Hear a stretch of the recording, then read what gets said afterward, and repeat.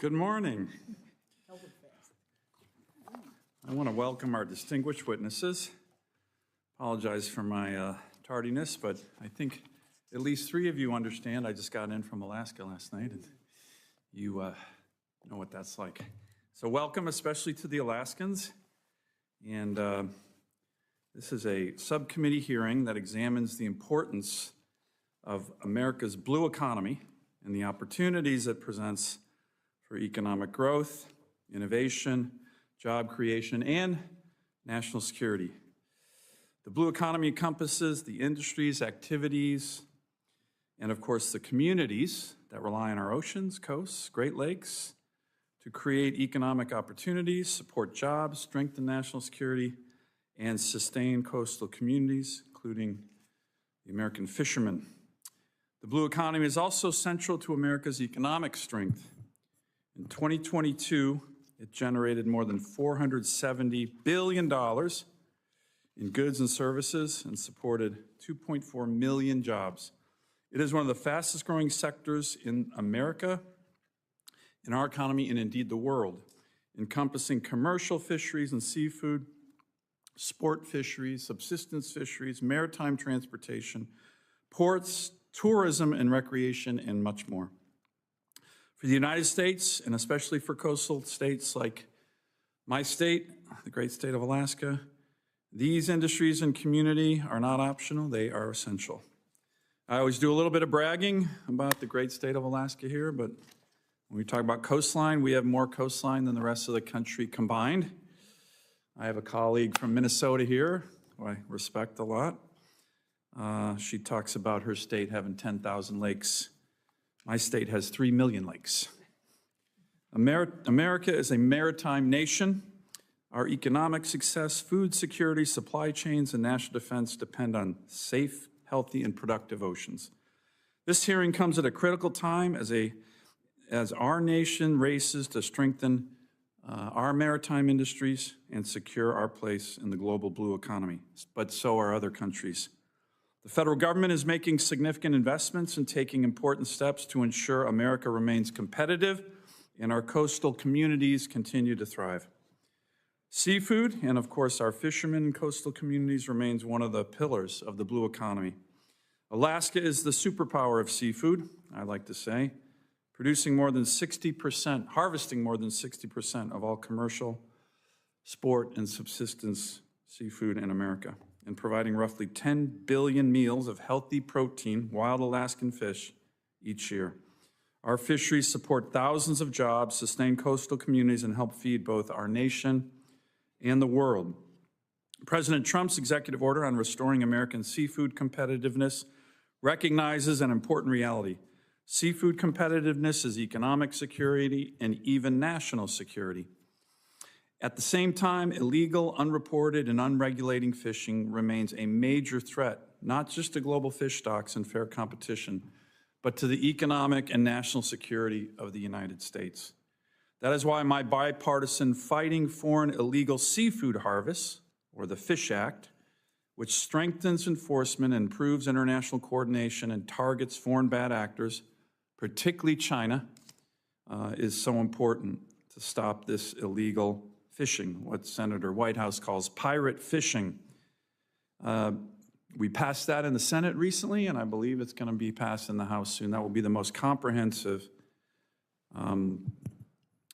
IUU fish legislation in the history of the country. This builds on the bills Senator Whitehouse and I passed, the Save Our Seas Act, the Save Our Seas 2.0 Act, which were the most comprehensive ocean cleanup legislation in American history. And right now, in this committee, we are working on my comprehensive bycatch bill that we introduced last year. We are hoping to mark that up. That will be the most comprehensive bycatch legislation in American history. Healthy oceans are both an environmental priority and an economic necessity and a national security issue. Tourism, charter fishing, wildlife viewing, and countless small businesses depend on sustainable fisheries and healthy marine ecosystems. Alaska is also seeing exciting innovation through our growing mariculture industry, where kelp and shellfish growers are creating new opportunities and jobs in coastal communities. Science and data collection are foundational to the long-term success of the American blue economy. Fishery surveys and stock assessments support sustainable fisheries management. And that is NOAA's key mission, and this committee reminds them of that very regularly. Likewise, hydrographic services, including coastal mapping, charting, and biometric surveys, are essential for safe navigation, commerce, and maritime operations across every sector of the American blue economy. Advancing our blue economy also requires strengthening America's maritime transportation network. Ports, marine highways, vessels, terminals, and logistics systems are essential to moving goods, supporting coastal states, maintaining resilient supply chains while enhancing our national security. That is why the administration's Maritime Action Plan is so important. Strengthening America's maritime transportation will require long-term investment, workforce development, and strong public-private partnerships that improve port capacity, modern infrastructure, support domestic vessel operators, and ensure reliable transportation networks for coastal communities within and across states. Tourism is another driver of the American blue economy. Visitors bring significant revenue directly to our local communities, making it important that America remains competitive as a global destination. That is why I introduced the Visit USA Act to fully fund Brand USA, the public-private partnership responsible for promoting the United States as an international travel destination. Ultimately, this all comes back to people. The blue economy supports millions of Americans, fishermen, processors, mariners, sport fishermen, welders, scientists, engineers, military personnel, charter operators, tourism workers, and small business owners across the United States. Yet workforce shortages remain one of the great challenges across nearly every sector. If we are serious about advancing the blue economy, we must invest in workforce development, training, apprenticeships, and educational opportunities that prepare the next generation of maritime professionals. The United States possesses some of the richest ocean resources in the world, the best managed fisheries in the world. With the right investments, policies, and partnerships, we can unlock the full potential of America's blue economy while strengthening our economic and national security and supporting coastal communities for generations to come. I look forward to hearing from our witnesses today, many of whom traveled far from the great state of Alaska like I did last night, and to opportunities ahead, challenges they face, and the policies needed to ensure a strong and prosperous maritime future and blue economy for America. I now recognize the ranking member for any opening statement she may have. Thank you.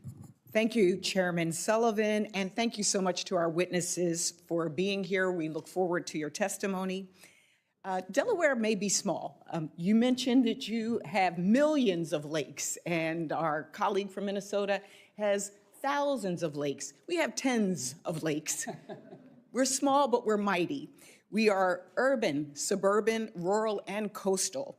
And because of that, this conversation is particularly important to my state as well as our country, because coastal communities like the ones that call Delaware home rely on the maritime or blue economy. My home state sits on the Atlantic Ocean between the Chesapeake and Delaware Bays, putting us in a perfect location to drive innovation and opportunity in the blue economy, and we do.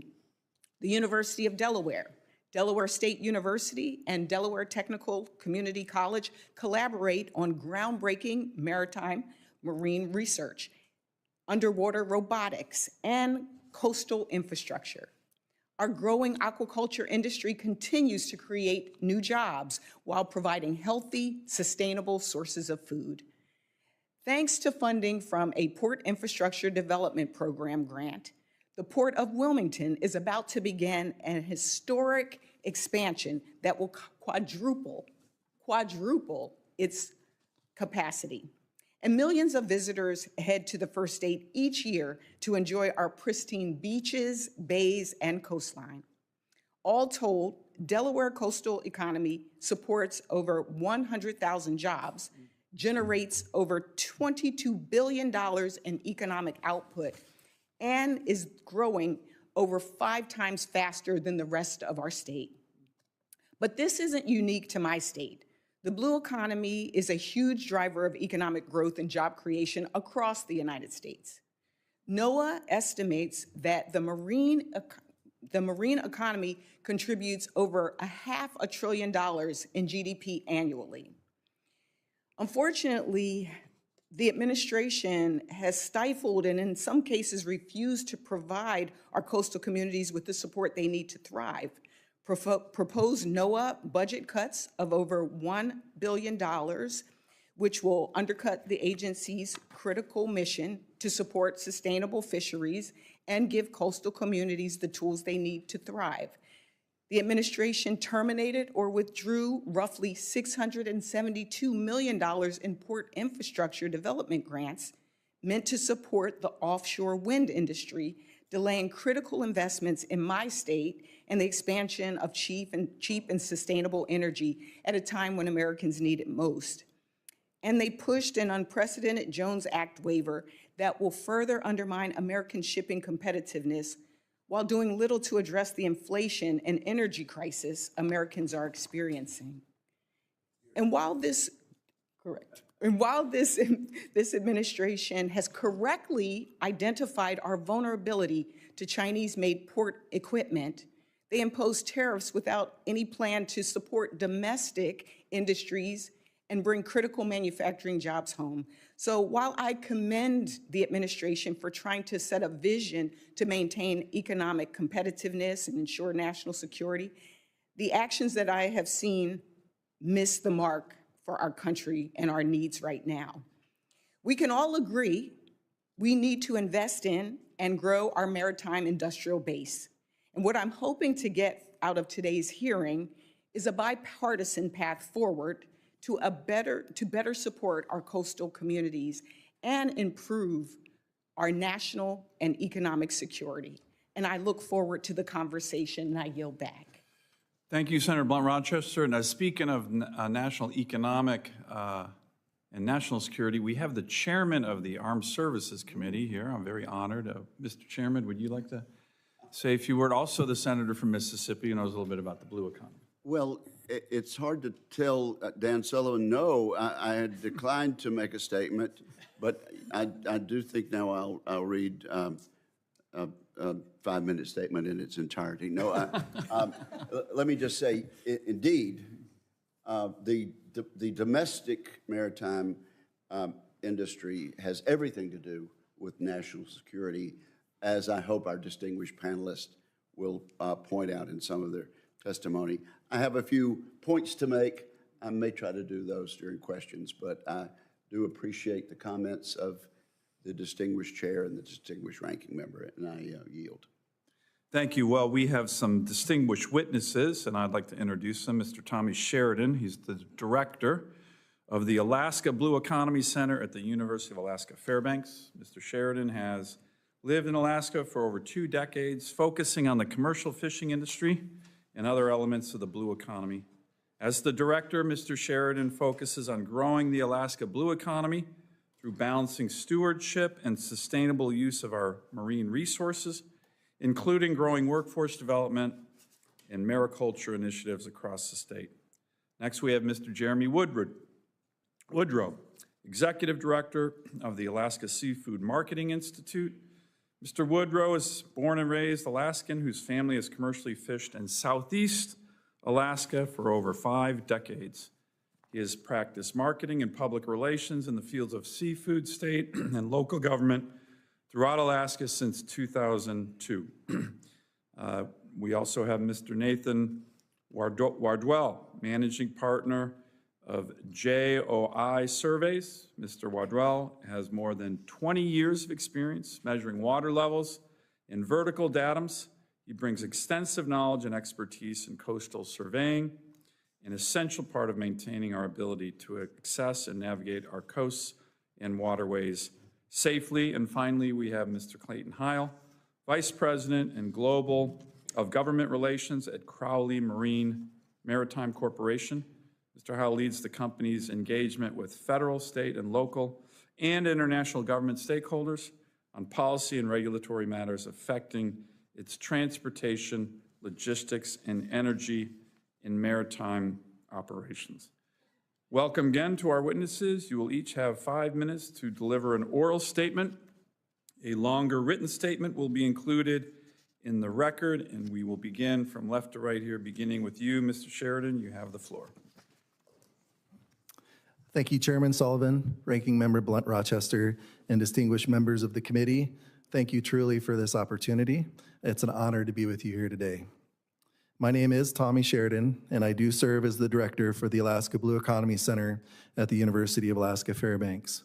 However, the testimony is provided in my personal capacity as a parent to 2 Alaskan school children and as a resident of coastal Alaskan communities these past 24 years.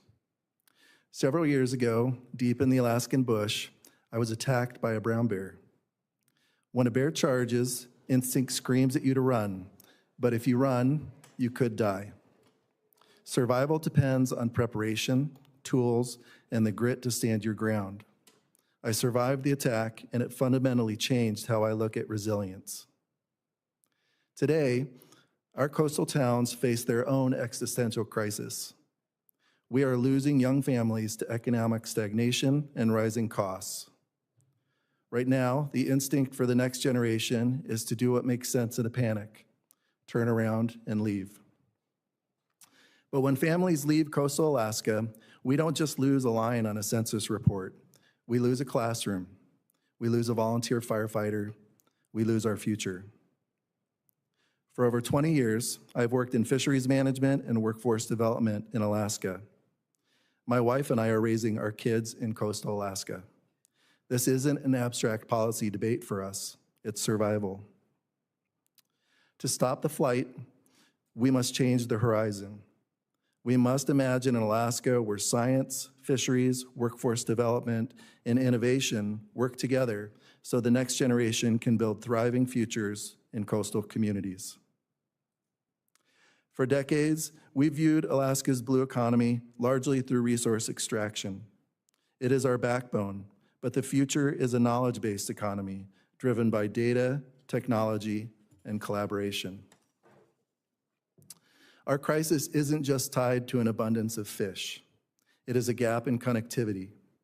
We have incredible traditional industries alongside emerging frontiers like mariculture and marine technology. To bridge them, I believe that we must start at the very beginning with K-12 education. A quiet revolution is already happening in Alaska. Tribal partners, schools, and community and industry leaders are joining forces. Programs like Science Olympiad, Teaching Through Technology, and Prince William Sound College prove that when you give a K-12 student a drone or a data set, they don't just learn STEM, they see a career. They realize that marine science happens on the boats and docks right outside their front door. When we invest in local education, we actively build the world we need to see. But a bridge cannot stand without pillars. Our fisheries management system relies on world-class data. To keep Alaska leading, we must solidify partnerships between NOAA, universities, and tribal organizations. Senator Sullivan, your focus on maritime infrastructure has laid the foundation, and now we must build the superstructure. I urge the subcommittee to support 4 pillars. First, investment in K-12 STEM and local workforce development. Second, funding for fisheries science and NOAA partnerships. Third, expanded community-based education and applied research. Fourth, innovation to ensure our communities remain economically unshakable. You don't survive a crisis by running away. You survive by equipping yourself to face it head-on. We do not need to abandon our heritage to embrace the future. We need to arm our youth with the tools to build it. So let us choose to invest, and let us finalize a reality where we no longer have to just imagine an Alaska where science, fisheries, workforce development, and innovation work together so the next generation can build thriving futures in coastal communities. Thank you, and I welcome your questions. Thank you, Mr. Sheridan. Mr. Woodruff. Thank you, Chairman Sullivan and Ranking Member Blunt Rochester and distinguished members of the subcommittee. Appreciate the opportunity to testify with you today. My name is Jeremy Woodrow, and I serve as Executive Director for the Alaska Seafood Marketing Institute, also known as ASME. ASME is a public-private partnership between the state of Alaska and the seafood industry. Our mission is to increase the economic value of the Alaska seafood resource through marketing, education, and outreach. We work domestically and in more than 50 international markets to build demand for Alaska's wild, sustainable seafood, supporting fishermen and processors, and strengthening the global reputation of the Alaska seafood brand. As the chairman said, the Alaska seafood industry is foundational, not only to Alaska's economy, but to the nation's blue economy. Seafood is Alaska's largest private sector employer, supporting over 40,000 jobs and generating more than $5 billion in added economic value. Nationally, Alaska accounts for roughly 2/3 of the U.S. commercial seafood landings and supports more than $10 billion in economic activity. But what truly sets Alaska apart is our dedication to sustainability. Our fisheries are managed under a science-based precautionary system that is enshrined in Alaska's Constitution. Sustainability is not just a marketing claim, it's a commitment to the future. It is reflected in every part of our industry, from our multi-generational fishing families to strict management practices, full resource utilization, and rigorous third-party certification. This model has allowed Alaska to avoid resource depletion and remain a global leader in responsible fisheries. To Alaskans, sustainability means that Alaska's seafood resource, fishing families, coastal communities, and way of life will continue to thrive for generations to come. Alaska seafood is also a major contributor to global food security. Alaska seafood can be found in over 90 countries, providing high-quality, wild protein to consumers around the world. Key markets like the European Union and Japan directly rely on Alaska products, while other countries, such as China and those in Southeast Asia, play important roles in processing and global distribution. However, the global seafood marketplace is ever-evolving and increasingly competitive. Alaska producers face significant pressure from foreign competitors, particularly Russia, where lower costs and less stringent regulations allow products to enter global markets at artificially low prices and frequently through indirect channels. At the same time, U.S. producers face a growing web of tariff and non-tariff barriers. Uneven trade policies, complex certification requirements, and new systems like the European Union's Catch traceability platform create additional burdens for responsible producers, often without effectively targeting bad actors. Here at home, Alaska seafood must also compete against imported products that are frequently produced under weaker environmental and labor standards. Maintaining a fair and competitive domestic market is critical to our nation's food security and supply chain integrity. Federal programs have been essential in helping address these challenges. USDA seafood purchasing programs provide stability during market disruptions while delivering nutritious seafood to American families. Marketing investments, such as the Market Access Program, have helped ASME expand global demand and build brand recognition. And NOAA's Salt and Salt Kennedy grants have supported innovation, efficiency, and product development across the industry. The America First Trade Promotion Program offers additional opportunity to increase demand for Alaska seafood and other products globally. We also appreciate the establishment of the USDA Office of Seafood, which represents an important step toward better coordination and recognition of seafood within federal policy. Looking ahead, continued federal engagement and support will be critical. Investments in science, innovation, market development, infrastructure, and trade equity are all necessary to ensure that U.S. seafood producers can continue to compete on a level playing field. Alaska seafood tells a uniquely American story, one of stewardship, resilience, and leadership. With a continued partnership of Congress and federal agencies, we have an opportunity to sustain this success and build upon this incredible maritime history through supporting jobs, strengthening food security, and reinforcing the United States' position as a global leader in the production of wild, sustainable seafood. Thank you for your time today and your commitment to our nation's seafood industry. I look forward to working together to address these opportunities and challenges, and I welcome any questions you may have. Great. Thank you, Ms. Woodrow. Mr. Waddell.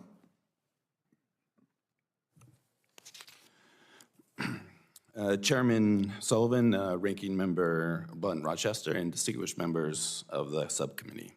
Thank you for the opportunity to testify today. I was born and raised in Alaska and raised in a family there and own a small business in Anchorage that employs 15 people. I have worked in hydrographic services for more than 20 years. That sector that maps the seafloor, measures water levels, and provides the foundational data that makes safe navigation possible. That work has taken my company to every coast of the United States, from the Arctic to the Caribbean to the Great Lakes, and provides the foundational data. Oh, and almost always in partnerships with federal agencies. That experience gave me a broad perspective on how many industries depend on this data and how much is still missing. The simple truth is this: the blue economy cannot function without hydrographic services. Without accurate maps of the seafloor and real-time water level information, mariners cannot safely navigate. The same data that guides vessels safely into port is used to model tsunamis, forecast storm surge, identify critical mineral resources, route undersea fiber cables, and monitor long-term sea level change.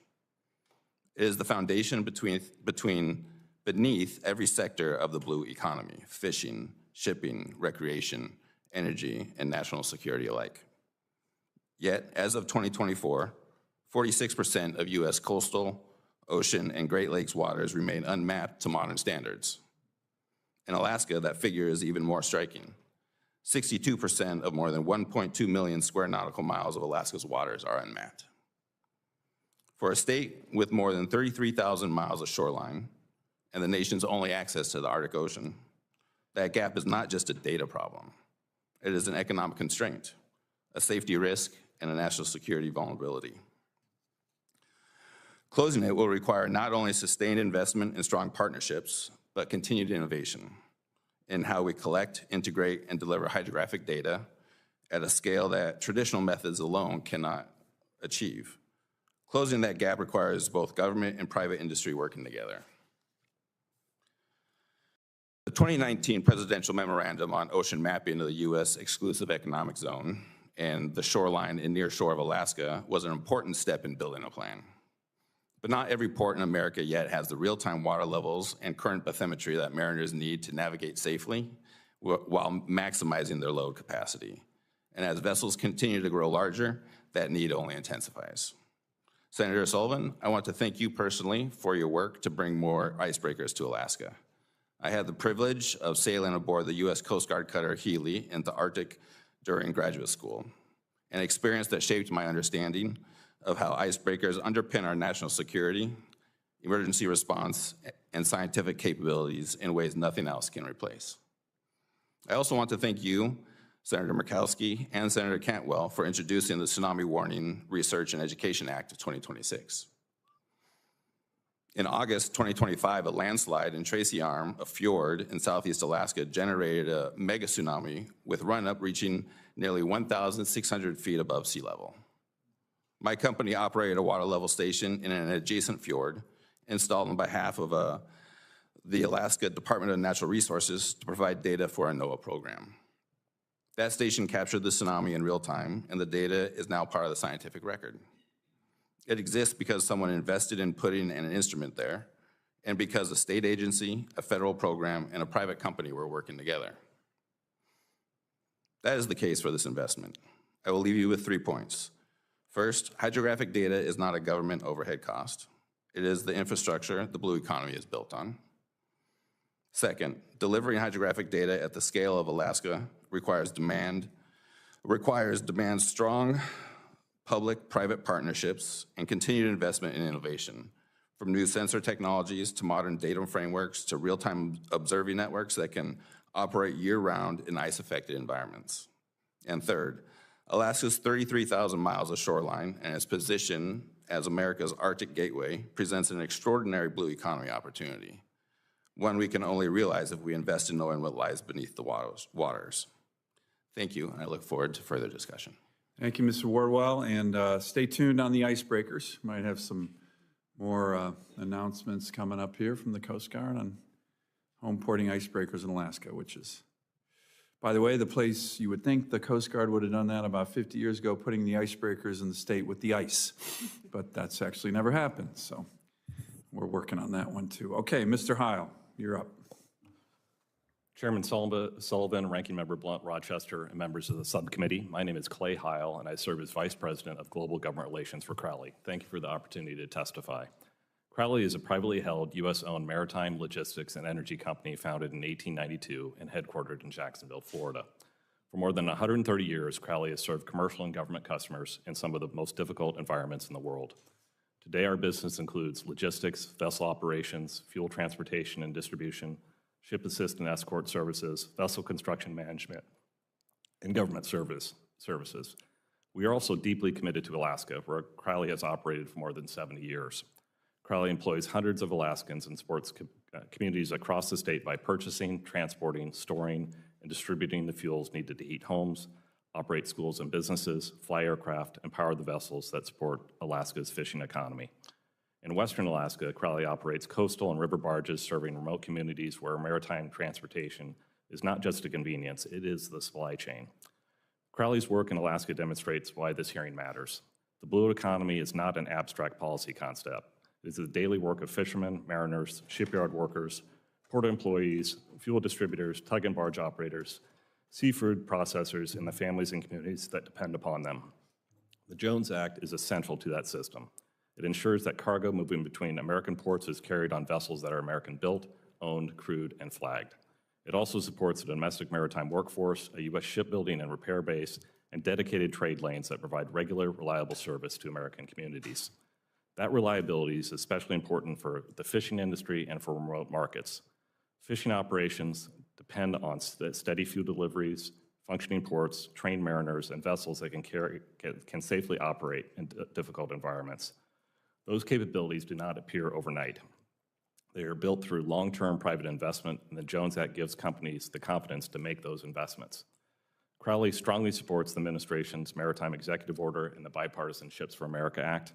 Both recognize that the United States must rebuild its maritime industrial base, expand U.S. flag shipping, grow the pool of American mariners, strengthen domestic shipbuilding, and ensure that our nation has the commercial maritime capacity needed for economic security and national defense. Those are the right goals, and Crowley is prepared to help meet them.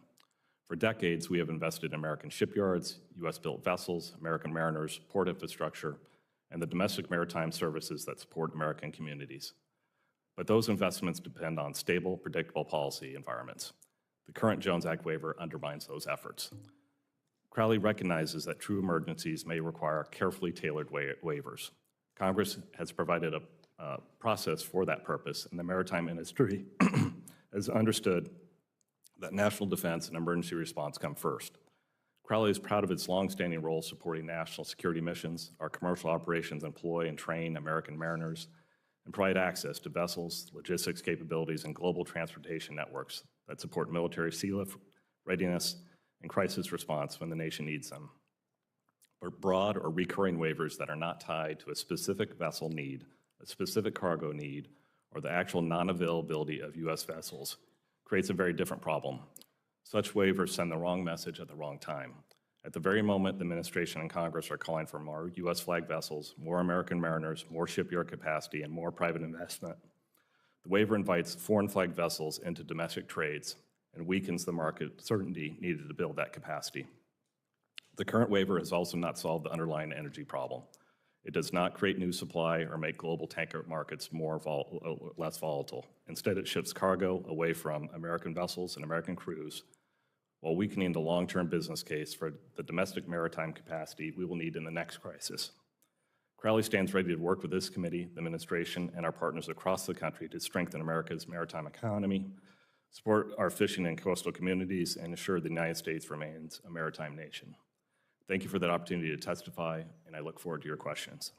Thank you to all the witnesses. That was a great overview of many important topics. The topic of the blue economy itself is kind of broad.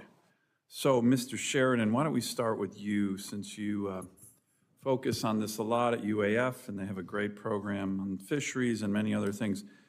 You work across many sectors of Alaska's blue economy. How do you define the blue economy, and where do you see the greatest opportunities for growth over the next decade, not just in Alaska, but I would say throughout the United States? Thank you for the question, Chairman Sullivan. I think that your introduction on the blue economy was very good, very inclusive.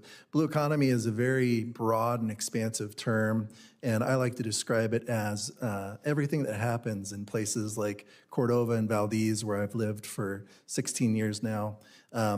In both communities, we have one of North America's largest salmon aquaculture programs. We have renowned commercial fisheries, certainly associated marine shipping.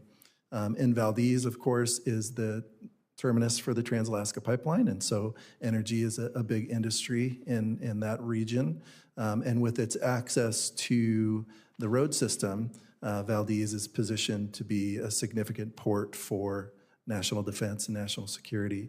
So it really runs the gamut in coastal Alaska. Some of the areas of opportunity that we've been involved with and have been tracking includes making just better use, more full use of the existing infrastructure and resources that we have.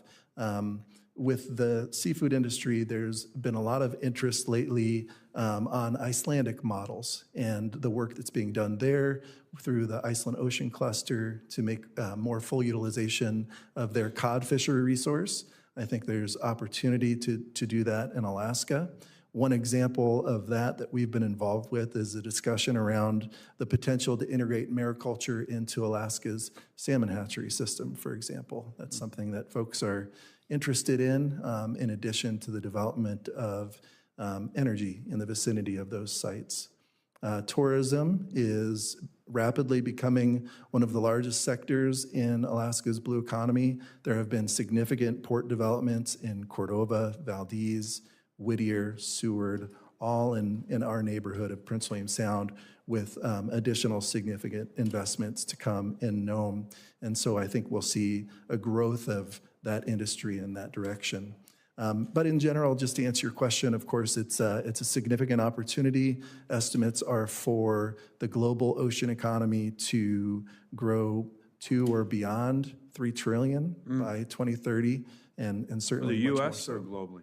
Globally, and certainly much more so in the next decade. So those are a few things that we're tracking and Right. interested in. Mr. Wardwell,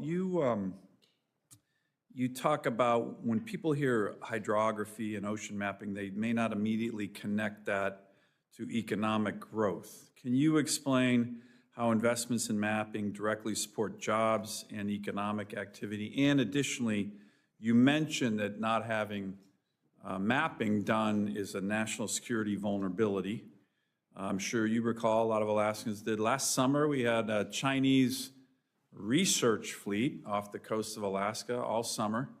That was a spy operation. We all know that, right? And trying to map the floor and find our cables and maybe subroutes. I mean, that's what they were doing. They weren't doing research. It wasn't friendly. They were spying on us. So can you talk a little bit about that national security vulnerability as well? Yeah, so the ocean mapping and the blue economy obviously are tied together, right? You can't do anything in the ocean without wanting to know or needing to know something about the water depth. Whether you're doing construction for a coastal facility or you're trying to identify an area to preserve. I think the collapse of the Francis Scott Key Bridge is a good example. In order to open up commerce into those ports, you had to map the seafloor to find safe routes for the vessels to come in and out of the port. Every foot of draft for a vessel equates to additional revenue and profit for companies and more efficient commerce. So those are directly tied to ocean mapping. All of the work from the fisheries and everything else is fundamental to achieving those goals. From a national security standpoint, I read the news in Alaska. I see the articles about the boats and the bearing from foreign countries. We can't, without understanding our coasts and our seafloor, can't safely navigate. We can't move commerce. And we need to understand our coasts and seafloor more than the Chinese understand our coasts and seafloor. Isn't that like an imperative? Like figure out what we have before they do? No, and those guys were up all summer, last summer, trying to figure it out, as you know. Agreed. As somebody in the mapping industry, it's always kind of blown me away that that the moon is mapped better than our oceans on Earth. I think there's some value there. Good, thank you. Senator Blunt Rochester. Thank you, Mr. Chairman. I want to start off with talking about aquaculture. The United States has one of the world's largest ocean economies, yet we still import the majority of our seafood that we consume. Shellfish aquaculture offers economic, environmental, and food security benefits for coastal communities. So I'd like to start with you, Mr. Woodrow. How can shellfish aquaculture strengthen America's blue economy, particularly in supporting domestic seafood production, coastal jobs, and healthy marine ecosystems? Thank you, Ranking Member Blunt-Rochester, for that question. I will try to answer your question as best I can. I am a wild fisheries expert when it comes to marketing. We are growing, and no pun intended, our aquaculture sector in Alaska, especially in the terms of oyster aquaculture as well as seaweed aquaculture. I will say that the investment in those industries is really beginning. They've been around for decades, but they did receive a significant Build Back Better grant that was about $50 million several years ago to heavily invest more into that industry. As Mr. Sheridan said, we are looking at how we can bridge the gap between our growing mariculture industry and aquaculture industry and our existing coastal economies with our wild capture fisheries. One thing that's really unique in Alaska is the timing of our fisheries. We have a lot of seafood processing plants that sit empty throughout the year. They're really busy throughout those pulse fisheries, and there are vacancies throughout the year where those could be filled with other fisheries, and that keeps the lights on, keeps the economy going in those small communities. And frankly, it's an opportunity for growth. So that's one area that we definitely need to continue to explore, and that's something that Alaska is doing and trying to be a leader in. I will say when it terms of aquaculture as well, is when it comes to wild capture fisheries, for the most part, when we look globally, our wild capture fisheries are maxed out, right? We're doing a good job of most of the part of sustainably managing and catching those fisheries. If we need to continue to feed the world, we need to find aquaculture as well to feed the world. We need to do it responsibly, and we need to look at areas where we can do that responsibly. And so that's one thing that Alaska is doing, and why those fisheries that we're looking at, or those aquaculture fisheries that we're looking at, such as shellfish fisheries, is where we're starting. You mentioned just the growing demand, both domestically as well as globally, but we still see that the industry faces some significant barriers. Could you talk about some of the biggest challenges that are limiting the responsible growth of shellfish, and also what actions that we as Congress or federal agencies like NOAA or USDA can take to better support the industry? Yep. Thank you for that question. For Alaska, probably our greatest challenge is always our greatest strength as well, and it's our remoteness. The economy of scale in Alaska is always challenging. We're far away from the rest of the world, so being able to move our product to the rest of the world is costly. Getting product to Alaska to start investing is always costly. And so we are always looking at ways to try to expand that efficiency, but we need to start small and continue to grow from there. And that's, I can't speak to the rest of that industry across the U.S. because I really am an Alaska expert, but I know that's probably been the most difficult aspect to growing that aquaculture industry in Alaska. It's the economy of scale and it's a remoteness. It's really, really expensive to do business in Alaska in these remote areas. Thank you. I'm going to turn to the Jones Act. I'm concerned by recent actions that the administration has taken to undermine the maritime industry and our global competitiveness. And in response to energy price inflation caused by the Iran war, we've taken some unprecedented steps of creating a prolonged Jones Act waiver. And I think it was you, Mr. Heil, that said limited, targeted, that makes sense. After issuing a 60-day waiver in March, the president decided to extend the waiver an additional 90 days as the war continues on. When it is currently set to expire mid-August, the 150-day waiver will be the longest in modern history. And we're seeing just the impacts of this waiver. It's reported that it's halting a $1 billion investment. And just last week, we saw a vessel with ties to the Chinese government carrying cargo between U.S. ports. Mr. Heil, how have Jones Act waivers chilled investment in our domestic maritime industry? And how will this affect the workforce? Well, thank you for the question, Senator. I guess on the workforce part, I'll start with that. We're hearing from our own mariners, U.S. citizens, our mariners who are asking, what does this waiver mean for our jobs long term? If waivers are to continue and reoccur, what does that mean for me and my employment? So that's a concern for us and for our workers. And you mentioned the Chinese vessel that moved asphalt from Louisiana to Connecticut last week. It's a Chinese, crude vessel, Chinese-built vessel operating in our territorial waters under a national security waiver, moving asphalt. That's concerning on a variety of levels. For the investment community, when waivers are extended like this, and this is, as you mentioned, there is no historical parallel for a waiver of this duration or covering this many products, over 600. It causes investment to pull back. Shipyards will, kind of in the short term, probably not see severe impacts. It's more of the longer term of future investments. Companies like ours are looking to recapitalize our fleets. If the Jones Act looks unstable, we're not going to do that. For shipyards, U.S. shipyards, they may see orders being canceled. They may see their order book dry up for Jones Act vessels. So I think it's concerning on multiple levels, the duration and the uncertainty that it brings to the marketplace and to private capital who won't invest in unstable markets. Thank you, Mr. Heil. I have more questions, and I don't know if you're going to do a round two. Yeah, or we I will can do submit a round two. For the record. Thank you, and I yield back. Chairman Wicker. Thank you, Mr. Chairman. And let me just say that no one has done more for this area of subject matter than Senator Dan Sullivan of Alaska. And I very much appreciate the fact that he is a valuable member of the committee that I chair, the Armed Services Committee, and he realizes, as in his capacity as subcommittee chairman on this committee, the inner workings of national security with everything that we've talked about today.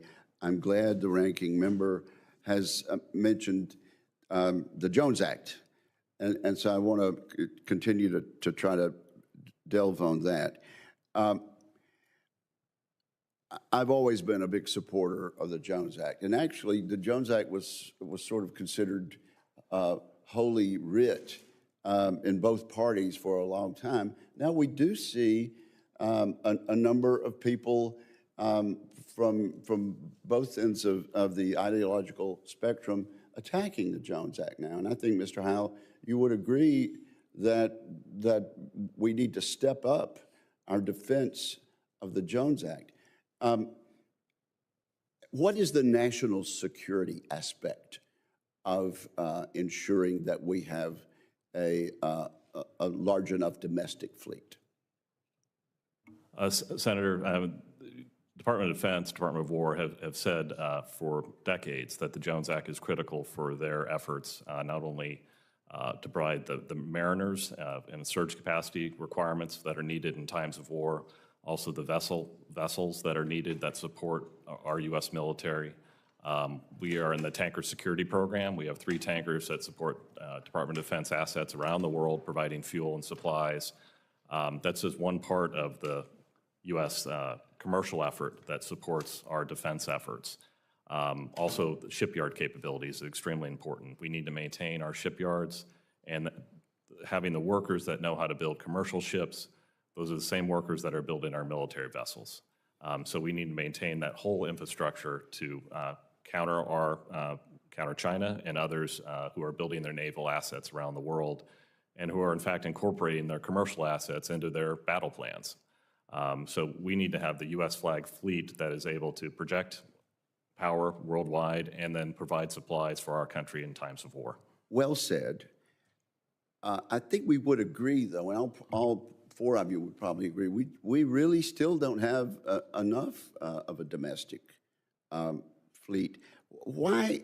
What do we need to do in addition to the Jones Act to build more commercial type ships in the United States of America? We're just not getting there. And this point is made by people who are attacking the Jones Act. The biggest thing biggest help that would be needed is cargo to put on those vessels. I mean, we make investments in new ships based on cargo demand. We have during times when we're not at war. During times when we're not at war. They're commercial vessels. We need to have customers and cargo to go on those vessels. There are various ideas that have been proposed in the SHIPS Act and the Maritime Action Plan to address that. One idea is a tax incentive. Basically, would be get a tax incentive if you put cargo on U.S.-built ships. I think that would do a lot to help increase demand for U.S.-built vessels and produce more ships in our shipyards. Mr. Howell, you and your testimony commend the Maritime Executive Order and the Bipartisan Ships for America Act, but at the same time, you're very troubled, as are the three of us, with the current waiver. We talk about the narrowly tailored waivers that Congress has provided for. It's my position that there's some question as to whether the current waiver complies with the statute. Would anybody on the panel like to respond to that? I think probably, Mr. Howell, your company questions whether the administration has gone farther than the statute anticipated. Yeah, Senator, there are two parts of the statute, 501A and 501B. 501A is the national security waiver part of it, where the Secretary of Defense identifies, and I'll quote, it's necessary in the interest of national defense to address an immediate adverse effect on military operations. When we look at the movement last week of asphalt on a Chinese-built ship, Chinese crewed ship from Louisiana to Connecticut, we fail to see the national security interests. And there are a lot of products on that list, over 600, that we see no national security relevance to. If war breaks out, that Chinese ship's not going to be available to us, is it? It is not. Would any of the three of you other gentlemen like to agree or disagree with the basic premise that Mr. Howell and I have been talking about, and the distinguished ranking member about the necessity of the Jones Act? Anyone feel differently? Well, the cat's got your tongue. Mr. Woodrow, you're smiling, and the chair is being lenient with the gavel. Thank you, Senator Wicker. What I will address in terms of our fisheries and trying to compete in the global environment, and I'll use Russia as an example here. Russia is expanding its fleet of fishing vessels with government subsidies at a rate that we can't compete with, especially for our larger vessels. The cost to build a large trawler in China, well, it doesn't matter where they build it, whether it's in China or Turkey or overseas, but the cost to build a Russian vessel is about a third the cost it is to build here in the U.S. I don't have a silver bullet of how we fix that here at home. What I know is that we're falling behind our competitors, and it does make it very challenging for us to continue to compete with them in a global space. Anyone else? Mr. Chairman, thank you for your indulgence. Thank you, Mr. Chairman, and we're going to go to round two. Senator Blunt Rochester, if that makes sense for you, because we have these witnesses who came from many parts of the country, but particularly far away from Alaska. So let me turn to Mr. Woodrow. I want to focus a little bit on the threat to the American blue economy, particularly from, you just mentioned it, from foreign governments. I'm going to focus on Russia and China. So I'm sure you're very familiar with, we had Russia ban the importation of all American seafood starting in 2014. Okay, that's an unlevel playing field. That's really an outrage. And to be honest, we didn't really react. I was certainly trying to get the governments of Obama, Trump 1, and Biden to retaliate, and I was successful. I worked with the Biden administration. My team and I put thousands of hours into making sure there was a ban on the importation of all Russian seafood into America. Then they tried to launder it through China, and we got that loophole closed. By the way, if anyone else says they were working it, don't believe them, because it was my team and I, and that's a fact. And then the Trump administration came on board, and we said, hey, there's a lot of executive orders the Biden administration did, particularly against Alaska, that we want you to rescind because they hurt our economy, but not this one. Keep it. And the Trump administration listened to us, and they've kept it. So how important is that we finally, after 10 years, said, we're not going to put up with this unlevel playing field. And oh, by the way, why should American importers, I had legislation to ban Russian importation of seafood, brought it to the Senate floor a few times. Unfortunately, some of my colleagues blocked it, but we got through that. But how important is it for Americans to have American freedom fish, not Russian or Chinese communist fish, and to sustainability, to national security, and just fairness? I mean, this country banned the importation of any fish from America for 10 years. And now we finally reacted, and isn't that benefiting our coastal communities and fisheries, not just in Alaska, but throughout the country, for Americans to buy American seafood from American fishermen, not rely on this communist fish from China and Russia? How important has that been? Chairman Sullivan, thank you for bringing this up. Thank you for your work on this issue. And Yeah, we worked it really, really hard. By the way, there's some other people out there saying they had something to do with it. They didn't. Zero, zilch, nada. It was my team and I, and we put thousands of hours. The only reason I say that, I get offended sometimes when my team works hard and someone else comes in saying, oh, I did it. Nothing to do with it. My team and I did it exclusively. Alaska fishermen owe you a great debt of gratitude. For those who might not be aware, 2 years ago, seafood processors told Alaska pink salmon fishermen to stop fishing because they could not buy their fish for a single penny per pound and sell that fish on the market. They would And weren't the Russians flooding the American market with seafood, flooding and trying to undercut and kill Alaska and American fishermen? Senator, at that time, they weren't just flooding the U.S. market, they were flooding the global market. And they were with cheap doing it fish. to try to destroy you guys, our fishermen, our coastal communities, weren't they? Senator, they have publicly said that their goal is to bring down Alaska's fisheries. They said they were at war with Alaska fishermen, You are correct. okay? And when someone says to me, they're at war with my constituents, I say, we fight back. And that's what we did, right?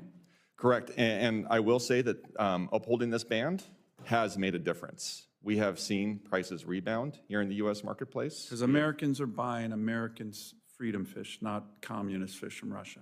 Correct. Good. Well, listen, we're going to keep that. We've worked with the president and his team, both administrations. This has been bipartisan. But again, I know we've worked with all of you guys on this. It was a really, really important policy goal that my team and I are proud to have led on and delivered, not just for Alaskan fishermen, American fishermen. So let's turn to China. So my bill, the Fish Act, which passed the Senate unanimously just about 2 months ago, I've been working on getting that over the goal line for about 4 years, and I finally got it over the goal line. That targets IUU fishing, unsustainable fishing, and it's aggressive. It sanctions Chinese fleets. It sends the Coast Guard and the U.S. Navy to go after them. It is the most aggressive bill. We're hoping the House is going to pass it here. Again, it was unanimous in the Senate, which I was proud of. But you mentioned it.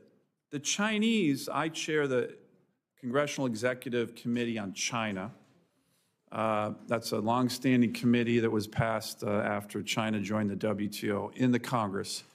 Senator Rubio used to chair it when he became Secretary of State. Now I chair it. We had a hearing recently on IUU fishing. The Chinese use slave labor on their ships.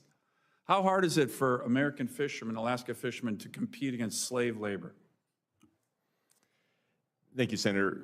It undercuts us at every aspect. It's impossible, right? Yeah, it's impossible. It undercuts us at every aspect. Slave labor. Yeah. People who are forced to work, not paid, human trafficked. This is the China gray fleet. Right. What I'll also add, where it undercuts American fishermen is seafood has a challenge to enter into American homes, and it creates a barrier of confusion for consumers, and they just turn away from seafood entirely. Let me give you another example on China that I was proud to have led on. In last year's NDAA, I had a bill of mine that got in there saying we should not have any imports of Chinese fish into military defects, so military chow halls or military commissaries. Our military shouldn't be eating communist fish from China. By the way, you think the Chinese military is eating Alaskan fish? No. So my bill passed. So there's no communist Chinese fish in any commissary, in any chow hall in America. And believe it or not, there was a lot, right? There was a lot. So we're stopped that. But I have another bill. I told you my comprehensive bycatch bill, which would be the most comprehensive bycatch legislation ever, that says, why should we import any seafood from China if they don't have the standards that we do? So my next focus is trying to get that over the goal line, including a ban on Chinese fish into America. Do you think that makes sense? Senator, They don't have the sustainability that you do, that we do, that American fishermen do. for seafood coming into the U.S., regardless of where it may be coming from, we should be upholding to the same standards that we apply Yes. to our seafood here in the U.S. Exactly. The same standards that we have. And we have the highest standards in the world, don't we? We certainly do. On not just sustainability, environmental stewardship, but also workforce, right? We don't use slave labor on our ships, do we? We certainly don't. Yeah. Well, that's what we're going to do, and I think we'll have bipartisan support for that. So, Senator Cantwell, the ranking member of this committee, the broader committee, welcome, and the floor is yours. Thank you, Mr. Chairman. Thank you to you and to Senator Blunt Rochester for holding this very important meeting on the blue economy and the competitiveness of America in the maritime sector. So very much appreciate it. I don't think you were including me on people who helped claim credit for helping you on Russian fish. I think you thought I helped you, right? No, I wasn't including you at all. Okay. You're a partner. Thank you. Appreciate that. And I want to continue to be. I think this issue you've just illuminated, I just went on a trip to China with our 4 of our colleagues, and including 2 from our committee, and definitely brought up seafood and the senator's point about Russia moving their illegal fish through China has got to stop, and China has to become a better sustainable fisheries nation, and we should work with them on that or point out how that should be accomplished. But they also represent 45% of the world's seafood consumption. So I was very surprised to see a bountiful dinner that I had there of really just Northwest product.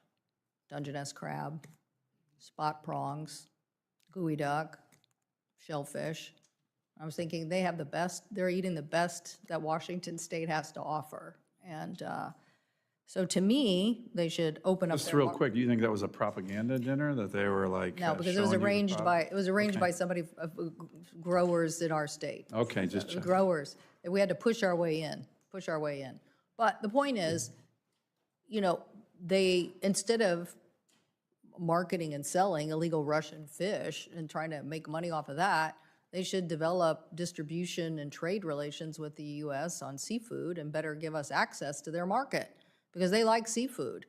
And the fact that they consume so much, that's the big opportunity, and we're happy to depart to them what better fisheries management truly looks like. But we have lots of fish we can sell to them if they would just let it in the door.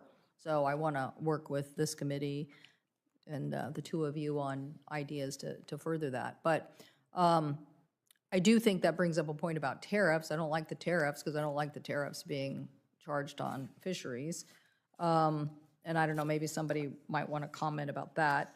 But this broader hearing being about strengthening the coastal communities and the maritime economy, I wanted to, I'll put a longer statement in for the record that covers all of that, Mr. Chairman, but I wanted to ask about the Jones Act, since we have a temporary waiver on the Jones Act, which creates a little more uncertainty. I was very pleased that the MURAD director and our transportation secretary all want to have a very aggressive shipbuilding agenda for the nation, and that they want us to be more active in the kind of capacity we have for investments in vessels, shipyards, workforce training, ports, and maritime infrastructure. So I wanted to know specifically from you, Mr. Heil, if the waiver is extended again, what would that mean for investments in shipyards and workforce development? Does it create uncertainty? How should we communicate about this? Senator, thank you for the question. The current waiver has created a tremendous amount of uncertainty, now at 150 days, which is unprecedented amount of time. To be extended again would be another signal to the investment community and to companies like ours and to mariners that the Jones Act is unstable and investment will flee. Our U.S. mariners will wonder, will they have jobs? This budget request for FY27 includes a large investment in the Merchant Marine Academy, which is sorely needed. But without the Jones Act, we don't need a Merchant Marine Academy, frankly. It's hard to see why that investment would be moving forward. The Jones Act supports the jobs from the Merchant Marine Academy. Those go into our commercial mariners, into the U.S. military. They're critical, and the Jones Act is the foundation for all of that. So when you talk about an extended waiver, it would be extremely damaging to every part of the U.S. maritime industry.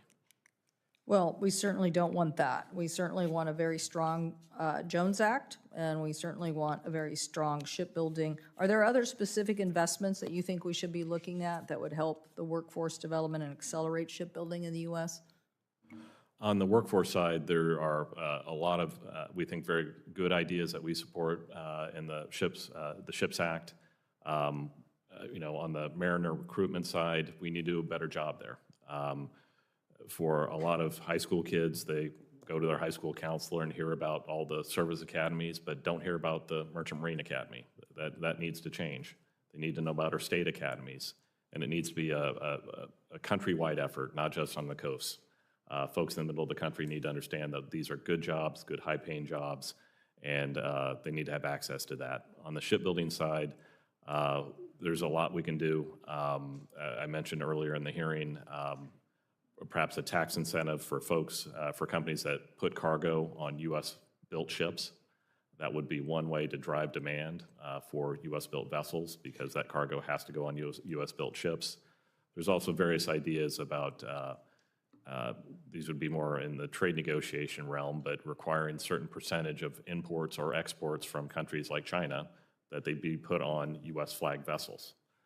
That would be a tremendous help in allowing U.S. companies and U.S. flag vessels to compete in markets where we're excluded from right now. Well, I like that last idea, because this committee passed in response to the COVID pandemic and the fact that international trade vessels were leaving U.S. products on the dock. That literally they were just coming here and dropping stuff off and running back, not even taking product back with them.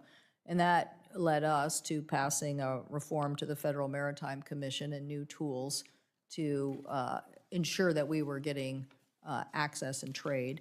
But this is an additional requirement, and I think the change, Mr. Chairman, in the landscape, both the COVID pandemic showed us, but now the interest in the Pacific writ large has shown us that the United States needs to strengthen its capacity, and to do that, we have to strengthen our shipbuilding capacity. I see both of my colleagues nodded when you talked about the workforce, because they know that there's young people in our states that would love to know there's six-figure welding jobs right out of high school. Somebody's nodding in the audience. They're like, yeah, let us know. Where are those?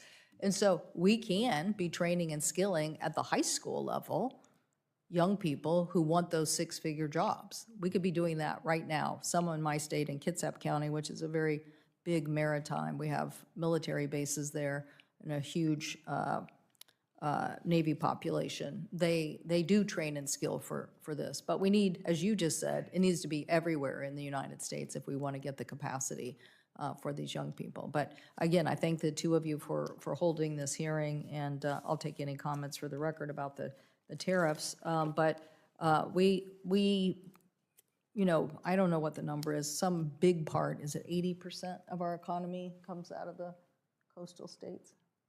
Well, it's a big number. It's a big number of our economy comes out of coastal states. So glad you're having this hearing, and glad we continue to focus on this. Thank you, Mr. Chairman. Thank you. Senator Blunt-Rochester. Thank you, Mr. Chairman, for a round two. And I know votes were just called, so I'm going to try to be succinct.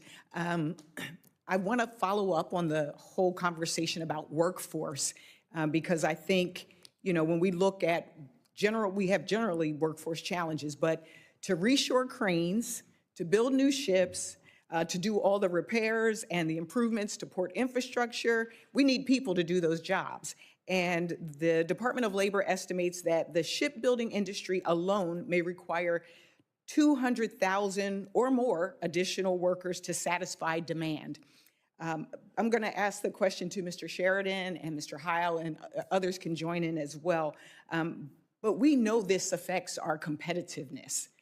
So can both of you talk a little bit about the strategy for how we deal with these workforce shortages? I know the administration has a strategy to address it, if you want to talk about that. I know you focused on K-12, and we've also talked about the Merchant Marine Academies. So I'll start with you, Mr. Sheridan, if you could talk about how do we deal with our workforce shortages in this industry, and then I'll turn to you, Mr. Heil. Thank you, Ranking Member Blunt Rochester, for the question. Certainly, I was all about K through 12 there in my comments, and we do believe that's an opportunity. We've been involved in Alaska with the mariculture funding that we've discussed, really working to engage middle school students with Science Olympiad, high school students with Teaching Through Technology, but then also really intentionally partnering with CTE programs and traditional community colleges. And so, you know, for fisheries and mariculture in Alaska, there are two programs that kind of stand out: Prince William Sound College in Valdez, University of Alaska Southeast, Sitka campus's Applied Fisheries Program. But for shipbuilding, we do have shipbuilding in the state as well, and UAS Ketchikan's campus is involved there. And I would hope that I haven't been involved with I it. was just there. It's a really impressive program. It is a great program. So I've not been involved with it, but I would hope that they are really starting as young as they possibly can, because that is our near future workforce.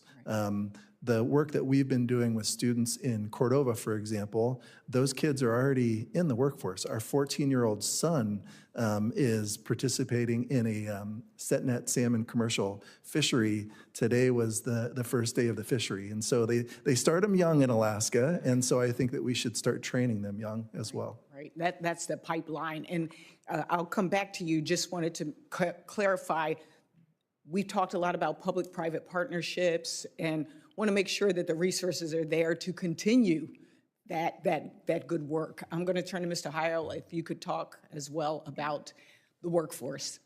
So a critical issue, obviously, in lots of different areas. I think part of it is replicating models at work for workforce training and skill training, developing high school curriculums around certain skill sets. That's something that we're doing in Jacksonville right now. I think we'll announce soon that our partnership there to do that on the Mariner side. And it's the same for the shipbuilding sector. I know some of the companies have great partnerships with Job Corps centers and community colleges to develop workers, to bring them in, get their skills up to a certain level, and hire them. Again, it goes back to awareness. We have to do a better job as a country of making sure young people understand that these opportunities exist and where they are and how do they access them. I will ask for the record questions on port equipment as well as emerging technologies like robotics and artificial intelligence. But I did want to ask each of you, if you could be very succinct, to tell me what is the one thing that's keeping you up at night, and what is the one thing that you want us to make sure we tackle? Try one. I know it's very hard because there are a lot of things that we discussed here. Who would like to go first? Okay, Mr. Woodrow. I'll be very succinct. We need to modernize our industry. We need to catch up to the rest of the world. That's it. And what do you want us to do? You mentioned AI, you mentioned automation. I'll just share a very quick story. A couple years ago, I was touring a processing plant in Spain, and that processing plant had 4 robots working the line. The 2 robots in the front were so darn efficient at their jobs, the other 2 robots didn't have a job. Wow. We don't have a single plant like that in Alaska. Thank you. Who's next? All right, Mr. Sheridan. I'll keep it quick and I'll stick with the same thing. When we're talking about these technologies, automation, integrating AI into seafood processing technologies, I do think that we should start young. And so I'll just share an example. We brought middle school students to Fairbanks for a Science Olympiad event. They were introduced to funders and received thousands of dollars to 3D print their own drones, and they're now developing their own skills and experience there. So these young people have a lot of potential, and I think it's important to engage with them. Excellent. And Mr. Wardwell. Yeah, I've spent a lot of my career trying to bring geospatial services to communities throughout Alaska that are underserved, so that Crowley can deliver goods and seafood can get out of them and get into them. And so making sure there's legislation for private industry to be involved with bringing those services and funding those opportunities. Great, thank you. And Mr. Heil. My biggest concern right now is the Jones Act waiver and what it's doing to U.S. shipping and the U.S. maritime industry. And in terms of what we would like, to see Congress do is to encourage the administration to end the current waiver, and if there has to be a waiver, use the 501B process, which is the process that is when waivers are needed. That's the process that's known to U.S. maritime and does not cause the damaging effects of the current waiver. Great, thank you, and I yield back. Thank you, Senator Blunt-Rochester, and there's a vote called, so I'm going to ask one more round, but I want to thank you for engaging in this hearing with so many of my constituents. It's great, and I really appreciate your involvement and engagement. So I'm going to do one more quick round, Mr. Heil. I haven't asked you a question yet, and it's about an opportunity, something I've thought about a lot. I don't know how you would do it, but I think it's got a great opportunity. I'm a big supporter of the energy sector. And we have this real big boom, which is great for America, great for the world, in the production of natural gas and even the export of natural gas. In Alaska, we're trying to get we're close. We've never been this close to get a very large-scale LNG project, in Alaska pipeline, gas pipeline off the ground and into development. We've been trying to work on that. We've been trying to get that done for about 50 years, and we might be getting there. We are definitely getting there. So my question is this. You mentioned mandating American cargo on vessels. I've always thought about one way to get our shipbuilding off the ground. Not sure the oil and gas sector likes this idea, but to mandate a certain amount. We are exporting LNG all over the world, and it's going to continue. And if this Alaska project gets done, that'll be the biggest LNG project in America, maybe in the world. We're the logical place. It's a 6-day cargo shipment from the Kenai Peninsula to Tokyo. We were the first place in the world to start exporting LNG to Asia. We started doing that in the late 1960s from Cook Inlet.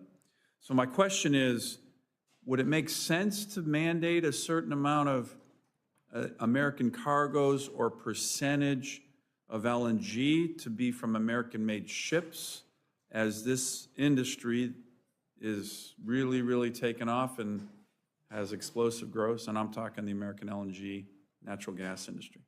What's your thought on that? Have you thought about that one? It certainly could, and I think that is a concept that's in the SHIPS Act currently. So yeah, I think that requiring that a certain amount of exports of LNG be transported on U.S. built vessels. Can we build those vessels, though? A lot of people say, oh, we can't do it. We don't have the capability. Only the Koreans can do it, only the Chinese. And I'm like, well, actually, we do have the capability to build sophisticated ships. Go look at the latest American submarine or the American aircraft carrier. Those are the most sophisticated ships on the planet Earth, and we Americans build them. So can we build LNG ships? Senator, I'm not a shipbuilder, but from what I've observed, yes, we can. It will just take time. An LNG vessel is probably the most complicated commercial vessel that it's constructed. Not as complicated as a boomer-class submarine, though. No, I mean, that's a different scale on the defense side, but on the commercial side, it's very complicated. We can do it. It will take some time and training, but it's something we can do in this country. And it's an opportunity, right? Our LNG capacity is really increased, and it's great for the economy, and again, we're trying to get this Alaska one off the ground. Mr. Woodrow, I want to come back to you. I was honored to be at the inaugural meeting of the Secretary of the Department of Agriculture, joined by the Secretary of Commerce, joined by the Secretary of Interior, joined by the White House National Economic Council Chairman, and me, when we announced the Office of Seafood Policy at USDA. Again, that's something I've been working on that one for 10 years, and we finally got it done. I have legislation on it. We're going to follow up on that, but as you know, we got legislation of mine passed last year to fund that office, and now the administration is fully behind it. The launch of this was, you don't normally get about a third of the cabinet of any administration to launch something, so it was a big deal. How important is that, from your perspective, some of the initiatives that the Secretary announced that I've been working on to essentially enable our fishing communities, our fishermen, our coastal communities to have access to analogous programs that American farmers have, that de-risk their operations? We love our American farmers, but they have billions and billions of dollars of programs that enable them to limit their risk.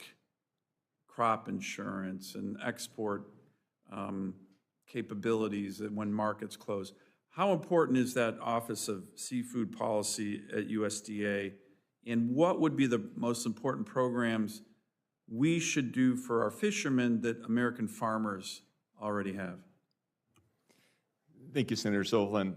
As you said, we've been chasing this for decades now, and I've kind of joked that we're like a dog chasing a car. Now that we finally caught it, we aren't sure exactly what to do with this car, but we're figuring it out really fast, and we're very thankful for the work you've done and for this administration for establishing this Office of Seafood.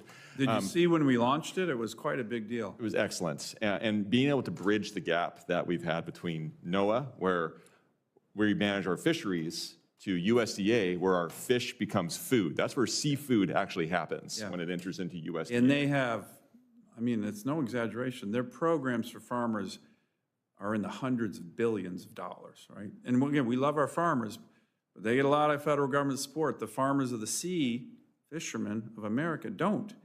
And we want them in on those programs, and the Secretary of USDA said that was part of her goal for that office. Correct, and those programs didn't all happen overnight. They happened over periods of time when we addressed challenges to our farmers, and we could also argue that our fishermen face even more challenges. Right, the volatility of our markets. We're at the whims of Mother Nature when it comes to returns of our seafood. And so having those protections, having those assurances to allow them to have some sort of certainty that they can fish today and fish tomorrow is really important. So being able to take advantage and actually enter into what we are asking is not to replace our farmers and those programs. Just be a part of it and have those same assurances. Well, maybe for the record on this hearing, you can submit to this committee some of the areas that you would like to have prioritized, because it is a great opportunity. And again, I've been working on trying to get that done for almost a decade, and it was a real satisfying day when we did it. So, Mr. Sheridan, why don't we come back to you? I'm a huge UAF fan. So important to Alaska, so important to our economy.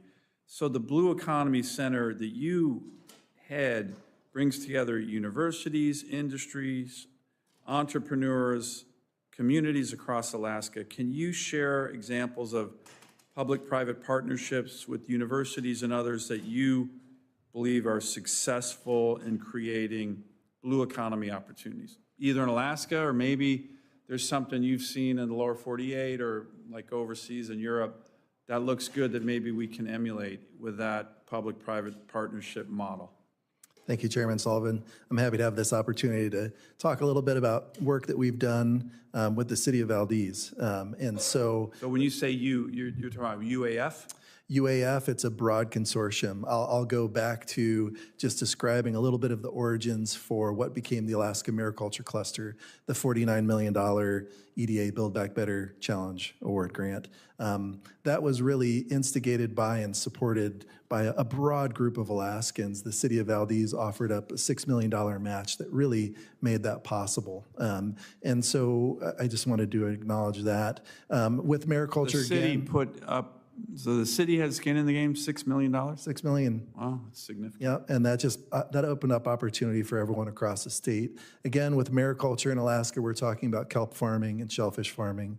But UAF is the state's land grant institution. The Institute of Agriculture and Natural Resource Extension, IANRI, is our agency that meets that mission. And the interesting thing about mariculture, kelp farming in particular, as we're talking about USDA, is the potential for impact on agricultural markets. And so for kelp in particular, there's the potential for large volume of production to support the development of livestock feeds and the development of soil applications. So I just think that's an interesting example of where, a municipal university relationship supported industry development in the state in ways that we could potentially move the needle for the United States agricultural sector.